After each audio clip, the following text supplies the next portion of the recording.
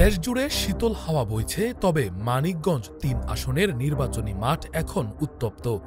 আসন্ন ত্রয়োদশ জাতীয় সংসদ নির্বাচনে রাজনৈতিক উত্তাপ বাড়ছে। ভোটের মাঠে প্রার্থীরা নানা কৌশলে ভোটারদের মন জয় করতে মাঠে নেমেছেন। এই আসনে বিএনপি, জামায়াত ইসলামী আন্দোলন বাংলাদেশ, এবি পার্টি, খেলাফত মজলিস সহ অন্যান্য দল থেকে মনোনীত প্রার্থীরা প্রচারে ব্যস্ত। তবে এনসিপি, গণ অধিকার পরিষদ সহ কয়েকটি দলের প্রার্থিতা এখনও চূড়ান্ত হয়নি। মানিকগঞ্জ পৌরসভা, সদর ও সাটুরিয়া উপজেলা নিয়ে গঠিত এই আসনে মোট ভোটার সংখ্যা ৩,৫৮,৪৬১ জন, পুরুষ ভোটার ১,৭৮,৫৪৭ জন এবং নারী ভোটার ১,৭৯,৯১৪ জন। ২০০৮ থেকে ২০২৪ পর্যন্ত টানা ৪ বার আওয়ামী লীগ সমর্থিত জাহিদ মালেক এই আসন থেকে সংসদ সদস্য ছিলেন, তবে বর্তমানে তিনি বিদেশে অবস্থান করছেন। এর আগে এই আসনটি বিএনপির ঘাঁটি ছিল, যেখানে দলটি ৬ বার বিজয়ী হয়েছে। তথ্য অনুযায়ী ধানের শীষ প্রতীকে বিএনপির মনোনয়ন পেয়েছেন আফরোজা খান রিতা, যিনি দীর্ঘদিন ধরে এলাকার মানুষের কাছে পরিচিত। নারীর ক্ষমতায়ন এবং যুব সমাজের উন্নয়ন নিয়ে তার রয়েছে দীর্ঘ অভিজ্ঞতা। প্রথমেই আমি কৃতজ্ঞতা জানাচ্ছি বাংলাদেশ জাতীয়তাবাদী দলের ভারপ্রাপ্ত চেয়ারম্যান মহোদয় জনাব তারেক রহমানের প্রতি। আজকে উনি আমাকে মানিকগঞ্জ ৩ আসনের জন্য মনোনীত করেছেন। সেজন্য আমি দলের প্রতি, আমার দেশনেত্রী বেগম খালেদা জিয়ার প্রতি এবং জনাব তারেক রহমানের প্রতি কৃতজ্ঞতা এবং ধন্যবাদ জানাচ্ছি। আমার বাবা এই মানিকগঞ্জে বিগত সময়ে ৩ আসনের এমপি ছিলেন, মন্ত্রীও ছিলেন। তিনি মানিকগঞ্জকে প্রচন্ড ভালোবাসতেন, মানিকগঞ্জের জন্য অনেক কিছু করেছেন এবং তার আরো অনেক কিছু করার স্বপ্ন ছিল। সেই বাবার সন্তান হয়ে আমি এই মানিকগঞ্জের রাজনীতিতে ইনভলভ হয়েছি।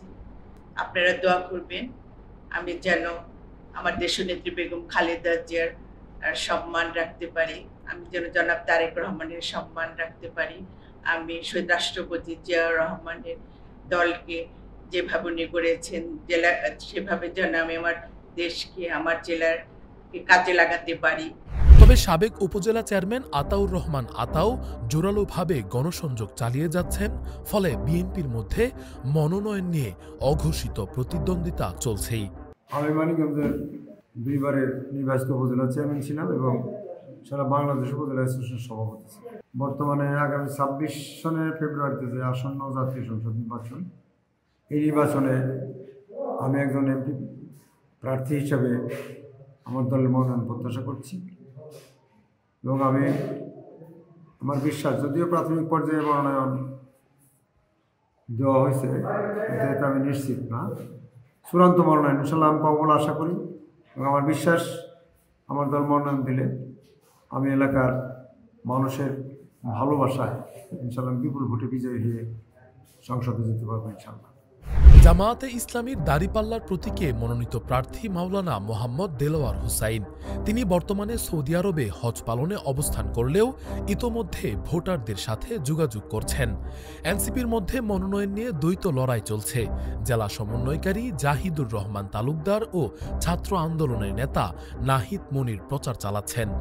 আমি জাহিদুর রহমান তালুকদার, প্রধান সমন্বয়কারী, এনসিপি মানিকগঞ্জ জেলা। সামনে ত্রয়োদশ সংসদ নির্বাচন, আমাদের দল থেকে আমরা মানিকগঞ্জ ৩ আসন থেকে ৭ জন মনোনয়ন প্রত্যাশী মনোনয়নের আবেদনপত্র ক্রয় করেছি।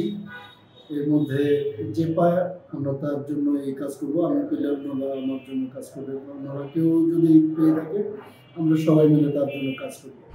এছাড়া খেলাফত মজলিস, ইসলামী আন্দোলন বাংলাদেশ এবং বাংলাদেশ খেলাফত মজলিসের প্রার্থীরাও প্রচারে রয়েছেন। এবি পার্টির অ্যাডভোকেট রফিকুল ইসলাম জনি ইতোমধ্যেই ব্যাপক গণসংযোগ শুরু করেছেন।